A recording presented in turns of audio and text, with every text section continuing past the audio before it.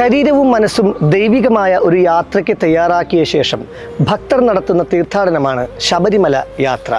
മാസപൂജകൾക്ക് നട തുറക്കാറുണ്ടെങ്കിലും വൃശ്ചികം 1 മുതൽ ധനു 10 വരെയുള്ള സമയമാണ് ശബരിമലയിൽ ഏറ്റവും തിരക്കേറിയ പുണ്യവേള.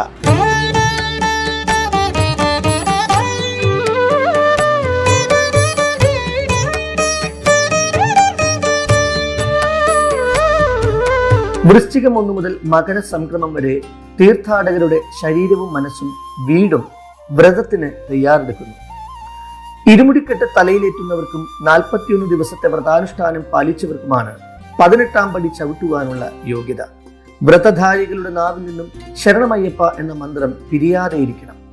ഏതു പ്രവൃത്തി ചെയ്യുമ്പോഴും സ്വാമി ശരണം എന്നുരുവിടണം. സാത്വികമായ സസ്യാഹാരവും ബ്രഹ്മചര്യവും അത്യന്താപേക്ഷിതമാണ്.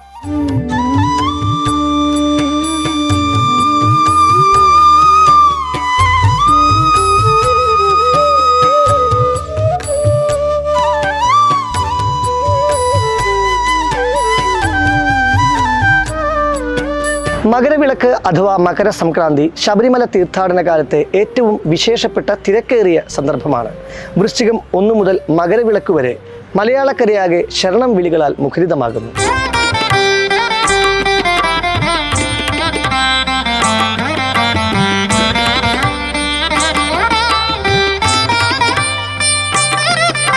അയ്യപ്പാരാധനയുടെ ഓരോ അനുഷ്ഠാനവും ഈശ്വരനോട് കൂടുതൽ അടുക്കുവാനും സർവവ്യാപിയായ പരാശക്തി തന്നെയാണ് താനെന്ന ബോധം ഉണ്ടാക്കുവാനുമാണ്. മനസാ വാചാ കർമ്മണ ശരണമയ്യപ്പ എന്ന മന്ത്രാക്ഷരങ്ങൾ സ്മരിക്കുകയാണ് ലക്ഷ്യത്തിലെത്തുവാനുള്ള വഴി. അയ്യപ്പ വ്രതമുദ്ര ധരിക്കുന്നതോടെ തൻ്റെ മനസ്സും ശരീരവും ഭക്തൻ അയ്യപ്പസ്വാമിക്ക് സമർപ്പിക്കുന്നു. ശരണമയ്യപ്പ എന്ന വിളി ശരണമന്ത്രത്തിന്റെ തുടക്കമാണ്. ഒരു ക്ഷേത്രത്തിൽ വെച്ചാകുമ്പോൾ അവിടുത്തെ ദേവത ഗുരുവാകും. തിരിച്ചുവന്ന് മുദ്ര മാറ്റുന്നതുവരെ ഒരേയൊരു മന്ത്രം ശരണമയ്യപ്പ എന്നായിരിക്കും.